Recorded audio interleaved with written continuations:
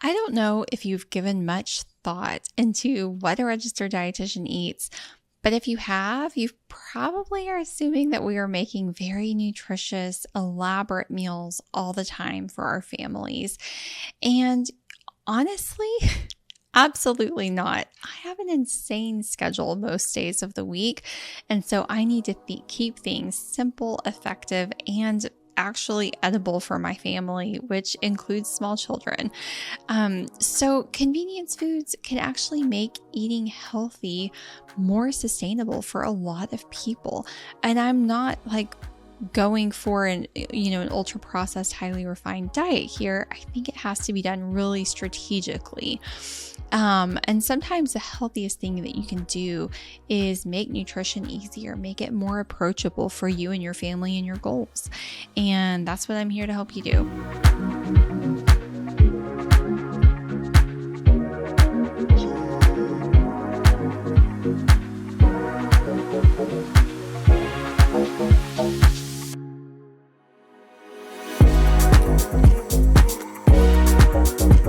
My name is Katie Levitt.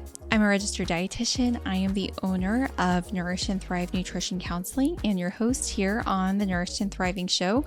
Welcome. We are so glad that you're here tonight. I'm so glad that you're here tonight.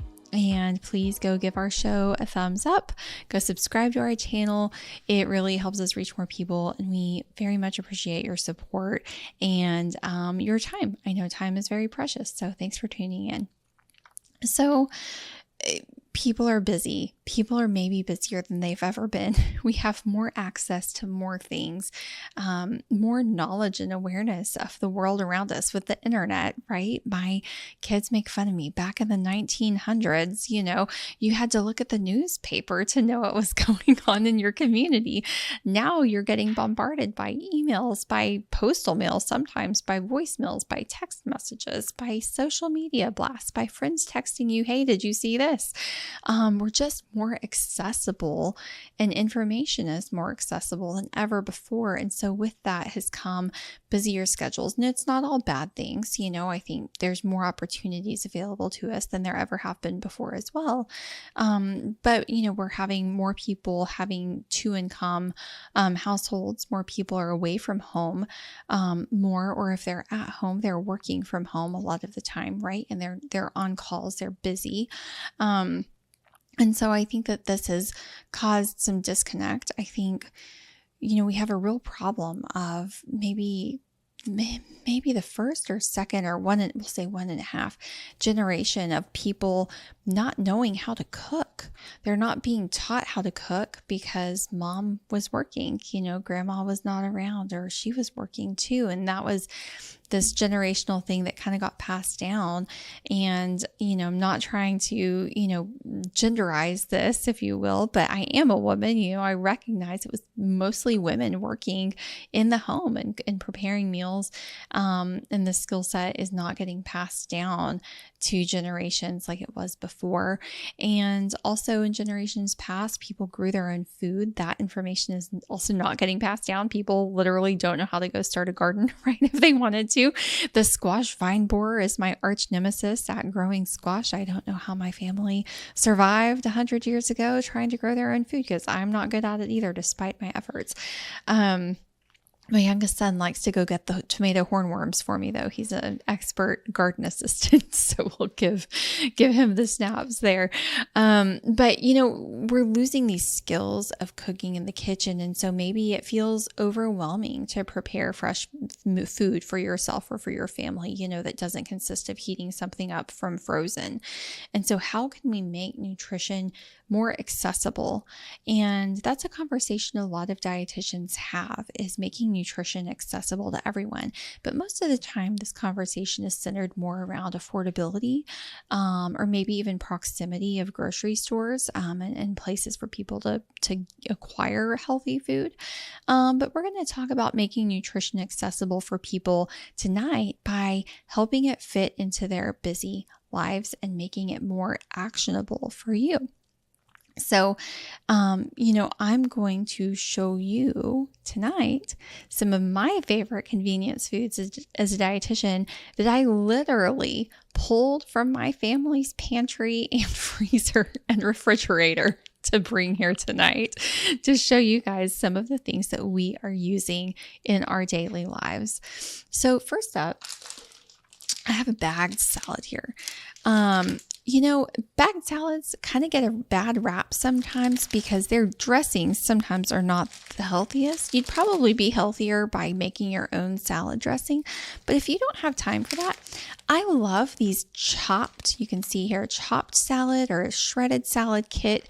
Because look at all the colors, right? You're getting cabbage. It's not just a romaine lettuce, right? You're getting a lot of different nutrients. So this says it has green cabbage, carrot, green leaf lettuce, green onion, and cilantro. And so you're getting some different veggies in with this. Now, 8 grams of fat. There's 3.5 servings per this bag. You always have to look at servings per container so that you don't get tricked on those nutrients. But 3.5 servings per container, 110 calories, getting a couple grams of fiber in there, a little bit of protein and a little bit of fat. So not bad. Add some, chicken to this, some, rotisserie chicken. You can pre-cook some bulk chicken on the week. Do some steak even. You could do like some steak and chimichurri on top if you wanted to go the extra mile, but this could be a really great foundational starter for a meal for you. Second thing we're going to, which I don't have this here, but I did just mention it. Rotisserie chicken is another great one. Go run into the store and grab a rotisserie chicken, or you can even buy the pre-shredded rotisserie chicken. If you wanted to do it from home, baking a chicken at home is not hard. It is one of the most hands-off meals I make in my oven. It does require time, but it does not require hands-on time. My favorite roast chicken recipe is Ina Garten's perfect roast chicken. One of my good friends told me about that recipe years ago, and it's still our go-to. And you can make, shredded chicken from that. We honestly eat the whole chicken in one meal. My family of 5, but it's normally like a pretty small chicken. Anyways, Ina Garten's perfect roast chicken, or go buy a rotisserie chicken. You can make tons of stuff with that. Second thing is, this has a sauce on it. It does not have to have a sauce, but I just saw this whenever I was ordering groceries this week. This is the Alexia brand. It's kind of wrinkled. Sorry for the sound. Alexia, this is brown butter green beans. Honestly, I normally don't buy a sauce. I normally just buy frozen green beans or frozen, not spinach, frozen spinach, but I really only put that in my smoothies because it gets slimy. Frozen broccoli, frozen cauliflower, that kind of thing. And I'll roast them most of the time. Sometimes we'll steam them. But this looked interesting because it was new. I don't know if it's actually new. It was new to me. But it's brown butter green beans with roasted garlic. I had some other ones today that was like a hot honey carrot. I actually reheated it and ate it in my car on the way to a t-ball game. And they were pretty good. But yeah, this is just, you add the green beans to a large nonstick skillet, cover and cook for 10 to 12 minutes, and then serve. So frozen vegetables are great. They're picked at the peak of ripeness. They're flash frozen, so often they retain more nutrients than non-frozen vegetables, which are, normally picked before they're ripe and shipped on a truck across the country or across several countries, right, before they get to your grocery store. So sometimes frozen can actually be more nutrient dense and more affordable. Okay. So I'm going to share this here too. It's not on my list that I made before, but I saw it in my pantry. I thought that's a great thing to take. Canned beans or pouched beans, in this case, and black beans. Strain them, rinse them, add them to, a taco salad, add them to ground beef to put into tacos, any of that stuff. This is organic, black beans. And so this is a great convenience thing. It's literally cooked, like literally rinse and eat, convenient. So those are a good thing. Another thing I don't have here, but it's good, is frozen rice. It's pre-cooked frozen rice. I know for sure Trader Joe's has a few different varieties of this. And so we normally try and stock up on that whenever we go to Trader Joe's. But frozen rice, you literally defrost it in the microwave and you can eat it. If you're somebody where grains kind of you forget about them, then it's dinner time and you're in a crunch, that can be a great, life ring to kind of have in your freezer. Going back to the rotisserie chicken, I do feel like for me, I know I just talked about frozen grains. For me, I feel like protein tends to be my stumbling block of it being the most time consuming. We normally have our meat in our freezer. We normally order our meat frozen, so I have to defrost it. And if I have not planned, all of our meat's frozen and then I have to cook it. I feel like meat requires more time to prepare, all of that. So having a couple of easy protein options on hand, like a rotisserie chicken or like these, can really save your skin sometimes. So one of our favorites, this is the club size. Sorry if y'all just heard that crash. This is the club size. We just went to our new club store in town. They sell these at Aldi too. So if you shop at Aldi, they have these there, but it's this Kevin's chicken. They have all different kinds. This is Kevin's roasted garlic chicken, and it's sous vide chicken, which is like cooked in a water bath. And so it's in a little pouch. You just drain the water off. You break it up with your fingers and then put it into a skillet, heat it up, and then like for a couple of minutes, and then add on the sauce if you want. Our kids don't like the sauce, so we just give them their chicken plain, and then if we want some sauce, we add some sauce. Add this with this and some frozen rice, and you've got a meal, a really good meal in a matter of 10 minutes. These can also be frozen, so if you buy it and you're not going to eat it before it goes bad, you can pop it in the freezer because it's all sealed. Another one that we really like, and this is great for kids and for lunches and stuff too, is this Amy Lou brand. These are chicken meatballs, but they also make like the sausages and stuff like that. And so we'll sometimes cut up the chicken sausage or whatever kind of sausage it is and stick it in a frying pan with some veggies, throw in that frozen rice, some black beans, and you've got a meal. This would be great with some protein pasta, like the chickpea pasta, and some marinara sauce or something like that. Again, and then grab yourself a bagged Caesar salad made with cabbage. You've got a meal, or some of these green beans, with this and some chickpea pasta, and you've got a meal, easy for those nights. Try and have, one or two of those just easy component meals that's convenience foods that you can pop together, that's balanced, that's got protein, vegetable, carbohydrate, some healthy fat that can come together in 10 minutes or less so that you are set up for success, right? Another one of my favorite convenience foods is chia seeds. I keep these in the freezer because the oils can go rancid. And so you want to keep them in the freezer. It helps them stay fresh longer. They have 4 grams of fiber in 1 tablespoon. And they've got some omega-3 fatty acids, which are the helpful anti-inflammatory type of fat. And so this is great. Add this to smoothie, add this to a yogurt bowl, add this to a salad. It's easy to add to pretty much anything. And then let's see here. I brought some snacks. I'm not a huge snacker, but sometimes it sounds good. My kids are crazy big snackers, and if I'm not careful, they will eat me out of house and home with just snacks, and they'll never actually eat a meal. Anyone else who has kids knows that I speak the truth. So here's a couple of our favorite snacks in our house. So my 5-year-old told me, is this upside down? It is. My 5-year-old told me I was gone for a while yesterday, and he came up to me and goes, "Mom, I ate so much protein. I had like 5 Chomps bars today. Look at my muscles." And he shows me his muscles. I'm like, "Whoa, dude, that's a lot of Chomps bars." I'm like, "That's a lot of money." He obviously was not being supervised in the kitchen, but he likes these. They're so great. This is the mini kind. They're small. They can fit, in a purse, in a backpack, whatever. And it's it's just a grass-fed and finished beef jerky stick. It's great. One of our favorites. Another one is these Kind Minis bars. So the Kind bars are like normally bigger bars. I like them. You can actually see the ingredients. It's like a nut bar with some chocolate. This is the dark chocolate nuts and sea salt with almonds and peanuts. The mini bars are great for kids too, or just a little something. If I want a little something sweet and crunchy, this fits the bill. It's got some chocolate, it's got some crunch, and it's small.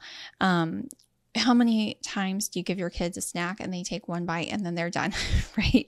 So this mini size is great for those kids too, because it's an appropriate size for them. And then, okay, so the last few weeks I've been talking about like organic junk food and how just because something is organic doesn't make it healthy. So I wanted to bring an example because I said in those episodes too, like if I'm buying those things, I will tend to buy more of the organic things, but just recognizing that they're still gummies or they're still cookies or whatever. So this is something I recently brought home. We don't buy these all the time because they haven't discovered these. Actually, they just discovered them today. Otherwise this would be empty and I'd be bringing an empty box or like fishing it out of the trash can. They eat them, like they eat too many in one sitting. They really like them, but this is the pure organic. Again, we went to the club store and I totally opened the wrong end. Look at this packaging fail. I opened the top. Made with real fruit purees, real fruit juices, no artificial flavors. They're like little gummies, little package of gummies. The first ingredient is apple puree concentrate, and the second ingredient is apple juice concentrate. And they've got sugar, like there's no fat and no protein. It's pure carbs in these things. So they are gummies. They are organic gummies, but they are gummies. To me, they taste like apple because like that's the first two ingredients is apple puree and apple juice. My kids like them and they're, it is all like pronounceable ingredients that I recognize. And so I feel a little bit better about giving them these things. Let's see. I was going to check the fiber. There's 1 gram of fiber. I don't know this for a fact, but I would say this is probably 1 gram of fiber more than you would get in like a regular kind of fruit snack. And then the last thing, this is one of my favorite snacks. I'm not a big dessert person, but sometimes I want something cold in the summer that's a little bit sweet. And I really like these Clio mini Greek yogurt bars. And so they're tiny. They're like a 2-bite bar. Have you all heard of the 2-bite brownies? These are like the little 2-bite bars. Look how cute these are. These are raspberry and cherry. But in this tiny little thing, you got 4 grams of protein, a little bit of fat, and a little bit of carbs. So they're pretty balanced. I'd be really curious if I was still wearing my glucose monitor, if this would do anything to it, or if it would be okay. So, but this is one of my favorite little like sweet treat ice cream type snacks. The kids love them too. I have to hide them at the back of the freezer. Otherwise they eat all of them and then I don't have any left. So yeah, I hope that you guys can see like dietitians rely on convenience too. We just have to rely on convenience in a smart way. So, you don't have to be perfect. You don't have to be Instagram ready to eat in a way that nourishes your family. You don't need to have food guilt. You don't need to compare yourself to people on social media, or think, oh gosh, we're eating a packaged meal again. Like you can upgrade that if it's truly things that aren't serving your family nutritionally. But people are spending a lot of time and energy trying to eat perfectly or just giving up. And then they're, failing to progress. They're not making the progress they want to make, because they are stuck in this like black and white either or type of mindset. And your body really benefits more from consistency, than from occasionally hitting it out of the park with a perfect meal, right? So what are some takeaways here? We want to, reduce the barriers to nourishing our family. If it's time, like I said, what are those 1 or 2 meals that you can have the components for on hand in your fridge or freezer that can come together in 10 or 15 minutes and nourish your body? Keep protein accessible. Like I said, this can be the most time-consuming component of a meal. Simplify your meals. Take shortcuts strategically where you can and where it makes sense. And stop expecting perfection of yourself or, of your family or of your body. Just try and nourish yourself and enjoy it while doing so. Healthy eating gets easier whenever you stop trying to think in extremes. So that is all we've got for our show tonight. If you enjoyed our show, make sure you give us a thumbs up, like the show, go subscribe to our channel. Make sure you check out some of the other hosts on our channel, the Eclipse Pain Network. We've got some really interesting conversations here. And comment below, what are your family's favorite convenience options that are also nourishing? Or give us a couple of those examples of those meals that come together in 10 or 15 minutes. Let's help each other out. So that's all I've got for tonight. Thanks so much for joining.